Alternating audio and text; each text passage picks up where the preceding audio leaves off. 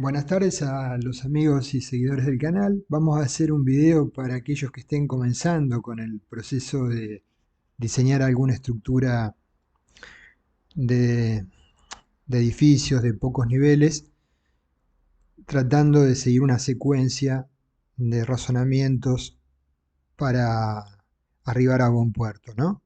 Un video breve.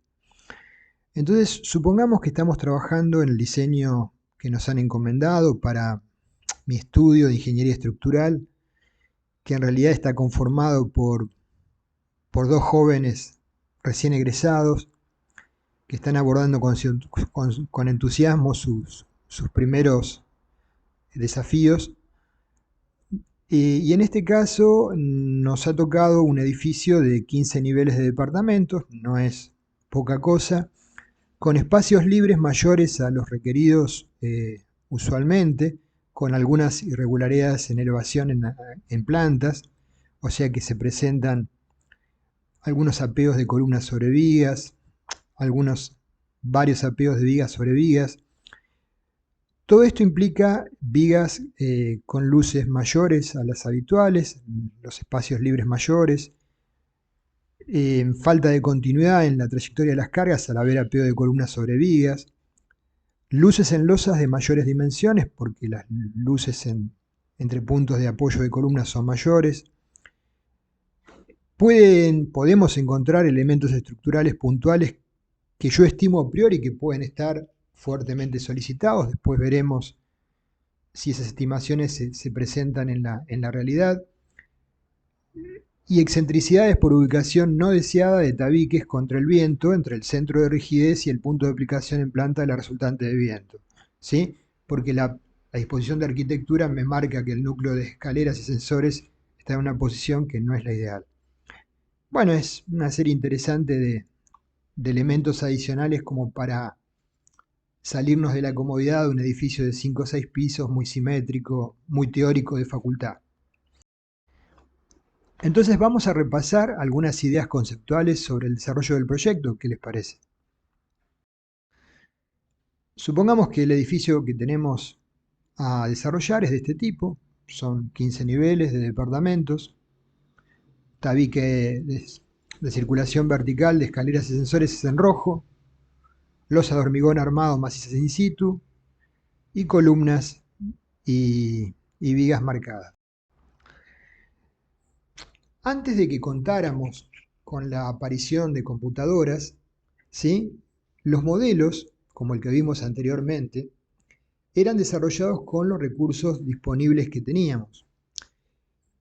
A modo de ejemplo, la estructura de la derecha, el puente Four Rail Bridge en Escocia, cuando el proyectista lo planteó a los inversores para que le financien su construcción, no contaba con estos soportes para demostrar cómo se iba a comportar.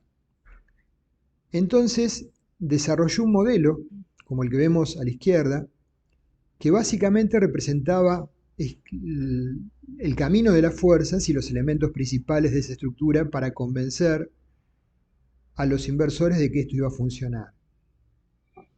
Hay un tramo en Herbert, en el centro, dos sectores que están anclados en los extremos, con contrapesos, y luego los elementos compuestos por los brazos y los palos que complementan el sistema principal junto con los personas sentadas que son las columnas centrales. De esta manera pudo fundamentar que su esquema pensado iba a funcionar. Naturalmente, hoy en día, esa misma estructura podría ser modelada, como vemos acá con el SAP 2000, y encontraríamos los resultantes para verificar o diseñarla, como observamos abajo, para las diferentes combinaciones de carga, ¿no? Esto es en la actualidad.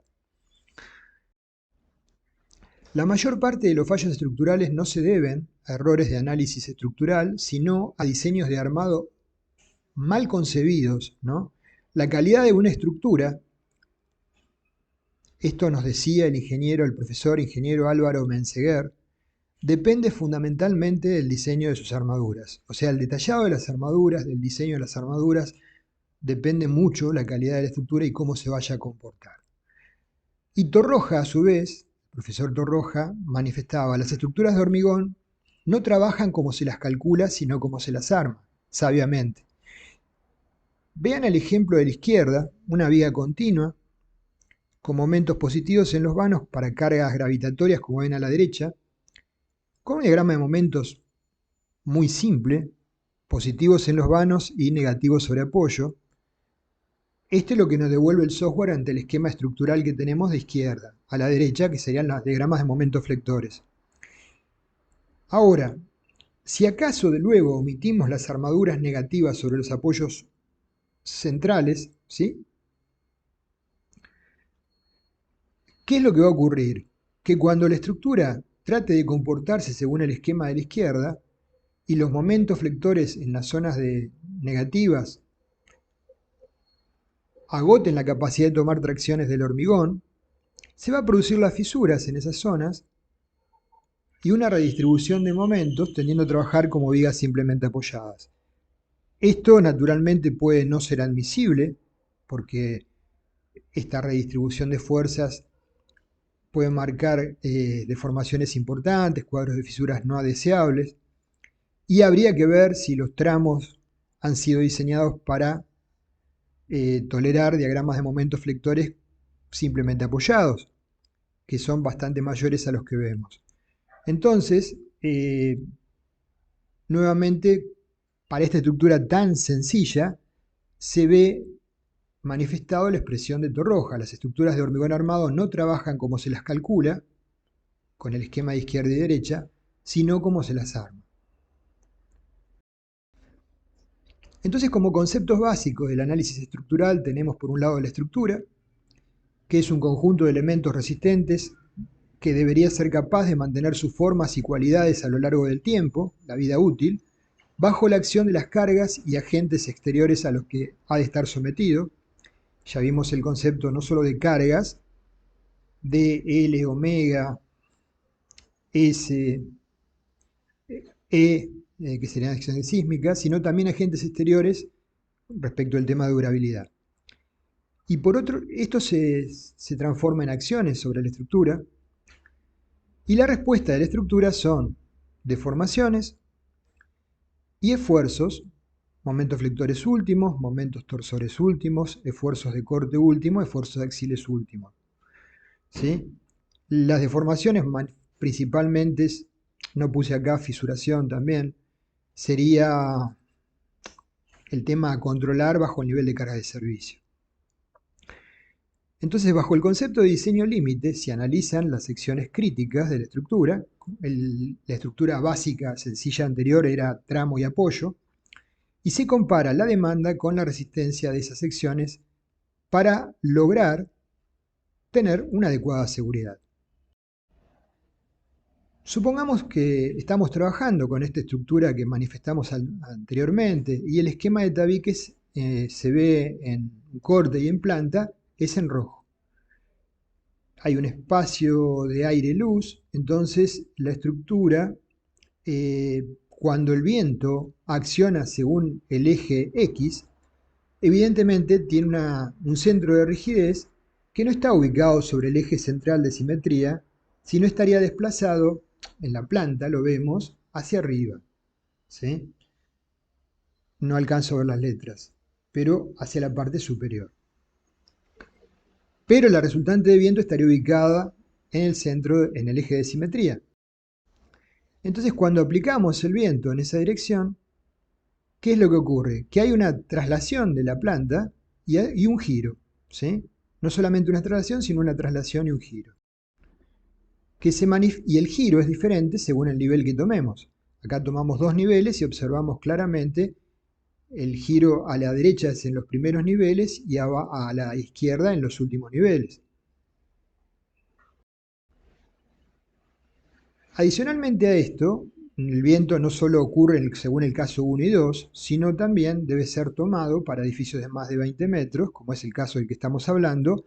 Hay que analizar los casos 2, 3 y 4, que implican generar torsiones sobre la estructura por asimetría en la acción del viento por viento oblicuo. Eso nos da en un edificio asimétrico 12 casos de cargas de omega I.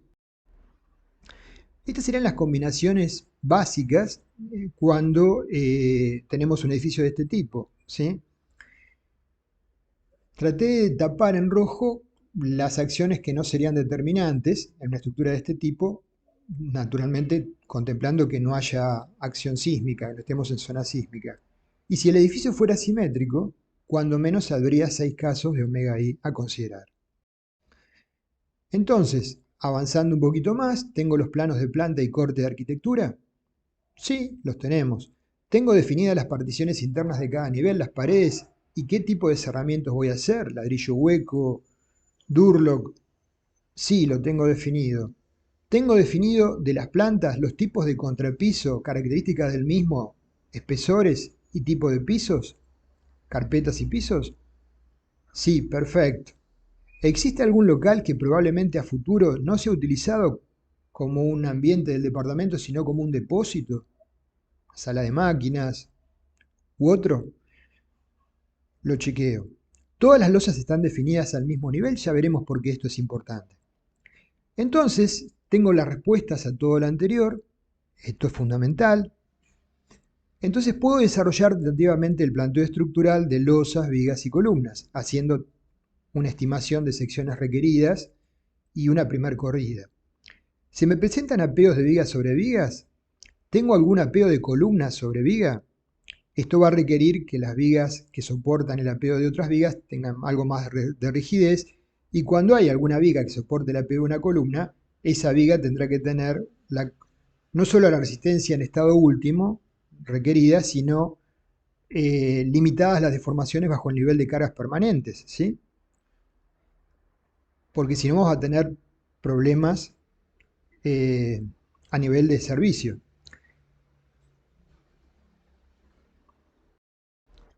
Entonces, en una estructura usual de este tipo de edificaciones tenemos como componentes de peso propio la losa de hormigón, el contrapiso, el piso, el cielo raso, el componente de vigas y columnas, no está acá puesto acá, pero tabiques, las mamposterías de cerramiento y la sobrecarga en departamentos, en la mayoría de los locales sería de 200 kilos por metro cuadrado y en escaleras y salidas de 500 kilos por metro cuadrado, en balcones también. Esto en una estructura tipo nos permite concluir que el 85% sería D y el 15% restante L, ¿sí? D son cargas permanentes, L son sobrecargas de uso. Definí entonces mi anteproyecto de estructura, visualizo, imagino el camino de las cargas desde el punto de aplicación de las mismas hasta las fundaciones. Perfecto. Entonces puedo comenzar con el análisis de carga de peso propio. Conocido el destino de todos los locales, puedo aplicar, más allá de las cargas, las componentes D que vimos, las sobrecargas de uso L para cada local. Aplico la acción del viento, como hemos visto, en todas sus versiones, omega I, y entonces puedo realizar las correspondientes combinaciones de carga, tal cual lo hemos planteado. Antes de perderme en una planilla de Excel donde vuelque todos los valores resultantes de cargas mayoradas en términos de axiles mayorados, momentos flectores mayorados, corte mayorado para columnas o momentos flectores y corte para vigas, tengo presente qué estados de combinaciones de carga tendrían que ser determinantes y aproximadamente el orden de magnitud de esos valores en las zonas críticas. Algunos se puede preguntar por qué es necesario esto si tengo un software tan importante, tan poderoso, que hasta me da los planos de armado automáticamente. Me puedo ir a tomar un café y pedirle a un hijo menor de edad que apriete el botoncito ese y me está dando los planos de armado. Bueno, el profesor Ingeniero Arroyo, en una de sus disertaciones muy interesantes, como todas las que he escuchado, manifestaba: debemos sacrificar las variables menos importantes para facilitar entender el fenómeno. y recordaba que el exceso de precisión, es artificial. Trabajar con 4 decimales no nos asegura absolutamente nada. Por el contrario, el orden de magnitud de las variables que manejamos es fundamental para poder controlar nuestro proyecto y detectar posibles errores en las etapas que hemos enunciado anteriormente. El software interviene, pero el humano interviene alimentando el mismo, ¿sí? Desde la generación del modelo, que no puede no ser adecuada a la estructura que tenemos que representar, hasta la carga de las acciones o combinación de las mismas, puede ser no adecuada. Por ejemplo, mi programa incorpora el peso propio de losas, vigas, tabiques y columnas. La mayoría, si apretamos el comando correspondiente, sí lo incorpora. La pregunta es, ¿activé ese comando apliqué el comando y lo activé? ¿Sí? Si no lo hice o no lo conozco, las incorporaré a mano, las componentes porque no son despreciables en absoluto. Conozco entonces qué elementos estarán más solicitados para las combinaciones de carga de peso propio, sobrecarga, peso propio más sobrecarga, D más L, y peso propio y viento. Bueno, si tengo una idea, chequeo valores tentativos. Visualizo las deformadas de la estructura y de las vigas. Observo valores de momentos flectores, esfuerzos de corte, veo si hay elementos que estén fuertemente solicitados que requieran un cambio de sección. ¿Sí? ¿Tenemos elementos, columnas, entre comillas, con anchos menores de 20 centímetros? Esto es bastante frecuente en los requerimientos de planteo arquitectónico. Hoy en día se ve enorme cantidad de edificios que las presentan. Entonces, ¿cómo verifico a compresión estas columnas, dado que el CIRSOC 201-2005 me dice que las columnas no pueden tener menos de 20 centímetros de ancho? ¿Lo hago como tabiques? Perfecto. Si lo planteo como tabiques, tengo que tener en cuenta todas las prescripciones que requiere el capítulo que presenta el CIRSOC para diseñar, por ejemplo, elementos a compresión, verificar a pandeo, elementos tabiques, ¿sí? Y hacer algunas consideraciones que mencioné en el video anterior, derivado de la menor dimensión, menor a 20, que con las ecuaciones actuales nos pondrían del lado, no de la seguridad, sino del lado opuesto. Acá tengo que una de las vigas, la que marqué en rojo, tiene una mayor longitud que las demás y sobre ella se omitió una columna, apea una viga, ¿sí? Entonces esa viga naturalmente tendría que ser objeto de un estudio de si tiene rigidez adecuada y si las deformaciones bajo el nivel de carga de servicio son adecuadas o no. Respecto de esto, lo que puedo hacer es observar las deformaciones de las vigas de mayor luz, considerando, supongamos, rigidez en estado 1 para D más L en sectores críticos y adoptando tentativamente para un predimensionado un factor de fluencia φ igual a 2. Estimo, para tener idea de magnitud, que el valor de resultado obtenido del programa tendría que multiplicar la flecha instantánea por 1,4 para tener en cuenta que en las secciones críticas la viga va a estar fisurada en estado 2, más la deformación diferida. Si tomo entonces 2 veces delta I por 1,4 más delta I por 1,4, llegaré a una deformación total a largo plazo que será del orden de 4 veces la que el software me está entregando.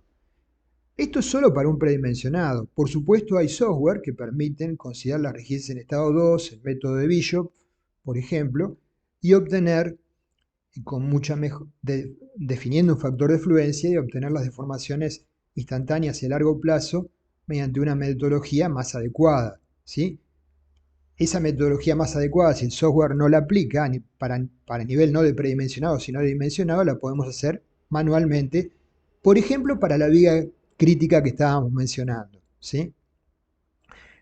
Observo las deformaciones horizontales bajo cargas de viento no mayoradas y las deformaciones relativas entre niveles, y comparo si esas deformaciones son aceptables respecto del confort y de las probables fisuraciones en los cerramientos. Paso al dimensionado de losas. ¿Todas las losas son rectangulares o cuadradas? todas apoyan sobre vigas que puedo definir como rígidas, solo hay cargas distribuidas sobre las losas, no presentan huecos grandes. Entonces, si yo quisiera, aunque no se lo utiliza hoy en día, podría determinar las solicitaciones y reacciones de las losas sobre vigas mediante tablas. ¿Sí? Métodos elásticos, tablas de Marcus-Loser o tantas otras. Si no es así, entonces debo aplicar algún otro método como los que vimos en las clases de losas. Hay diversos métodos.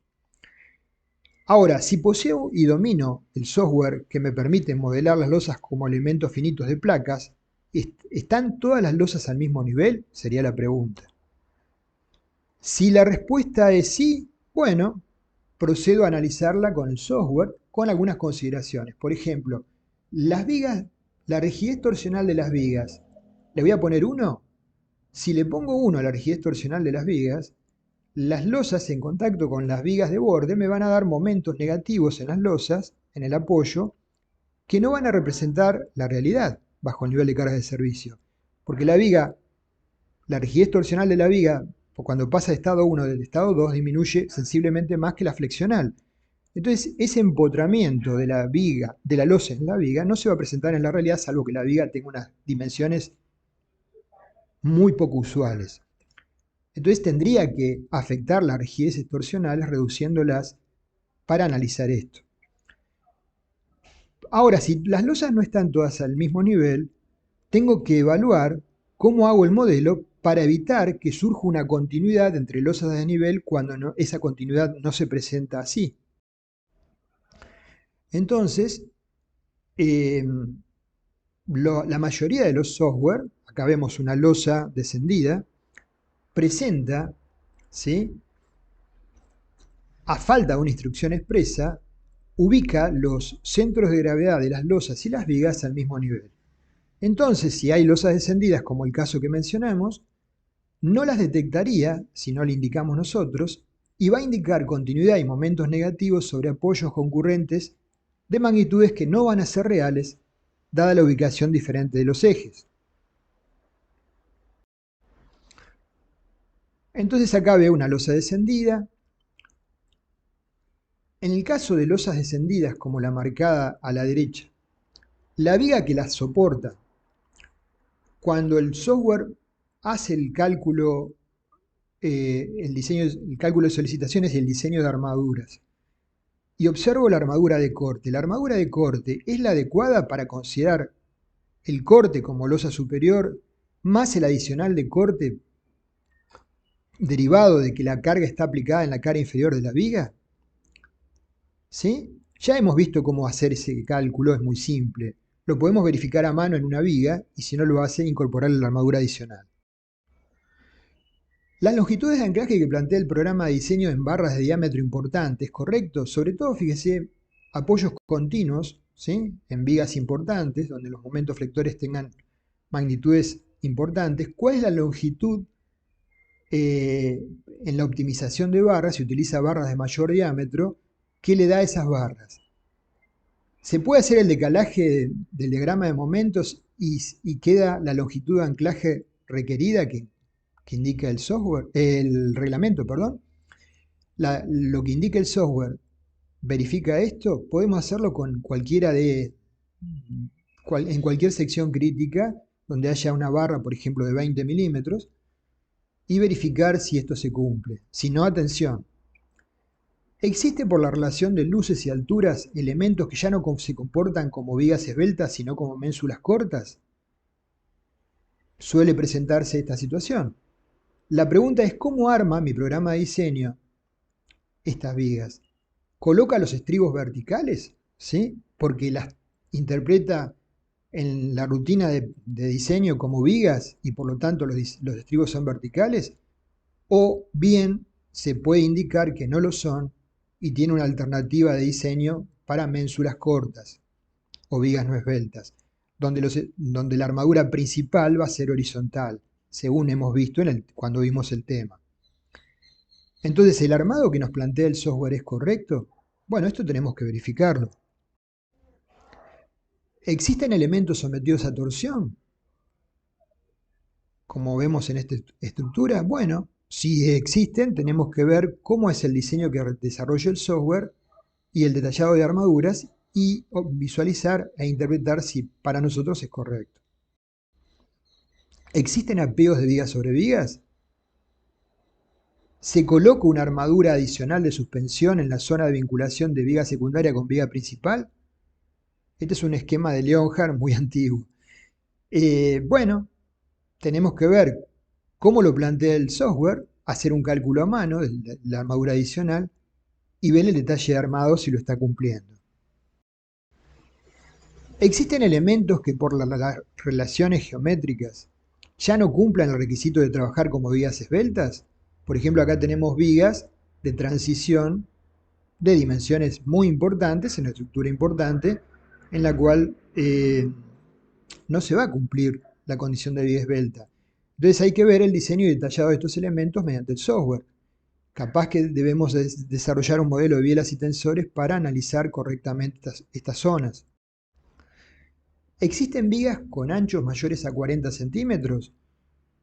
A veces las vigas se las limita en altura y por eso debemos darle un mayor ancho, llamadas vigas chatas o vigas planas, para tener un mínimo de rigidez adecuado.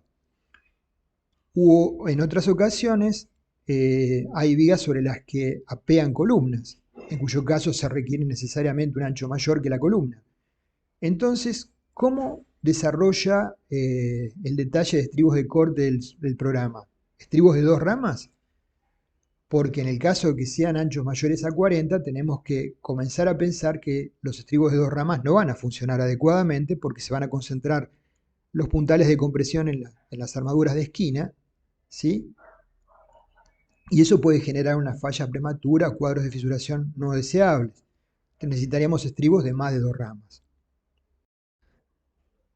¿Existen apegos de columnas sobre vigas, como vemos? Bueno, ¿cómo diseña el programa estas zonas de vigas? ¿Existen huecos importantes en las losas? Perfecto, se presenta esto. ¿Cómo enfoca el detallado y armado de la losa del software? ¿Tiene un refuerzo perimetral? ¿Sí? Si no lo hace, ya hemos planteado en las clases de losas cómo desarrollarlo y qué modelos alternativos sencillos podemos plantear para evaluar la concentración de tensiones en esos puntos y desarrollar un proyecto adecuado. Como les dije antes, existen columnas de ancho menor a 20. Ver el diseño detallado. Estas columnas presentan estribos cerrados, como deberían presentarlas si son columnas, porque a lo mejor quien las tomó las consideró tabiques y en función de eso se abre una nube de interrogantes respecto de lo que el reglamento solicita. Ante el cambio de sección en altura de estas columnas medianeras, ¿sí? Supongamos que en un nivel tienen un ancho de 20 centímetros y en el nivel superior, puede ser entre planta baja y primer nivel, entre el primer nivel y segundo nivel, pasan a un ancho menor, 14. ¿Se manifiesta en el modelo el cambio de espesor? Como son medianeras, la resultante del nivel del primer nivel no va a caer sobre el baricentro del segundo nivel, sino se va a presentar con una excentricidad. Y esto se traduce en un momento en el eje débil de la columna tabique. Esto puede hacer que el método empírico que evaluamos en el video anterior ya no sea de aplicación, ¿sí? Entonces, el programa manifiesta esta excentricidad y en algunos software, si corremos adecuadamente el eje, puede ser que aparezca ese momento. Habría que chequearlo a mano, ¿sí? Porque si no, en el diseño propiamente del software puede haber inconvenientes. Y para ir cerrándolo, en cuanto a las fundaciones, chequeo para cada estado determinante el valor que obtengo, evalúo las reacciones para D más L. Como el estudio de suelos me da tensiones admisibles, usualmente analizo si dividido la sección que transmite cada columna sobre una impronta, me permite hacer fundaciones superficiales. ¿Los estratos portantes superficiales son adecuados? ¿Son homogéneos? ¿Hay posibilidad de asentamientos diferenciales? ¿El nivel freático estaría bajo la cota tentativa de fundación. Bueno, con el dato de la tensión admisible del suelo, ¿se solapan las áreas requeridas para bases aisladas bajo columnas? Si esto ocurre, si se empiezan a solapar las secciones de las bases aisladas, podría pensar en bases combinadas o plateas de fundación siempre y cuando los estratos superficiales fueran adecuados, ¿sí? Si no, tendría que pensar en algo más complejo que serían fundaciones indirectas, pozos romanos o cabezales y pilotes. Y para cerrarlo, en el caso de fundaciones superficiales, ¿qué profundidad de excavación se requiere? Supongamos que a lo mejor tenemos un subsuelo o dos. Naturalmente tenemos el estudio de suelos, consultamos al especialista en geotecnia, que nos va a dar qué pautas y qué requerimientos y cuidados tenemos que tener con la excavación y qué procedimiento. Analizamos los edificios linderos, el estado previo y la posibilidad de tener dificultades cuando excavamos en los mismos, y con base a todo esto desarrollamos la metodología a adoptar para la excavación y submuración, ¿sí? Bueno, esto sería un resumen bastante corto, aunque ya me extendí más de lo que debía, para enfocarnos en un proyecto relativamente sencillo cuando comenzamos a desarrollar nuestras primeras tareas como ingenieros. Gracias.